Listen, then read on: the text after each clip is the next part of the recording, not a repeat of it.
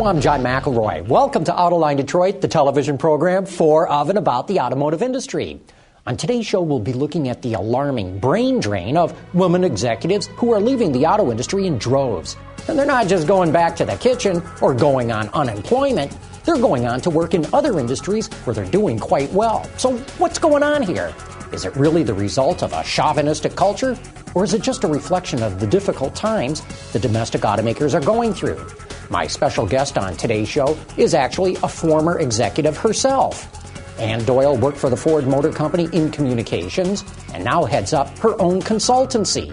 But before that, she worked in broadcast journalism and, in fact, is even being inducted into the Michigan Journalism Hall of Fame.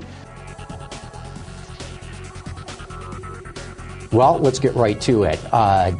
You see a lot of problems going on in the industry, but the one that you're really focused on is how it looks like so many women are bailing out of this industry, especially women executives.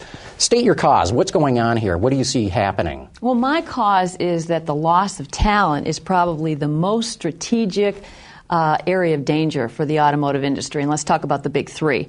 And, of course, they're losing a lot of male talent. But I zeroed in on the issue of losing top women talent because the bench there is so weak. And so when you stop losing... And when you say weak, what you mean is there aren't a lot of them. You don't mean that they're not that good. No. Thank you. The pipeline is not full.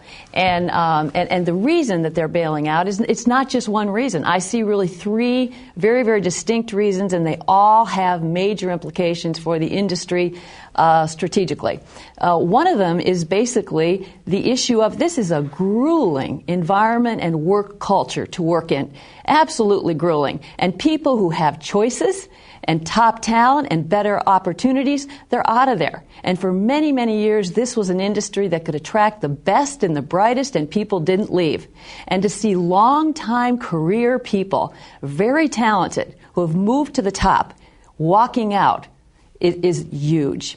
That's one piece. Okay. There's two other pieces, and I'll mention real quickly. Yeah. Well, one of them, of course, is just the issue of the industry's in trouble, and so financially they're not competitive anymore. The bonuses are gone. People can make more money elsewhere. And hot women leaders, wow, they're going to big jobs. They're not going home.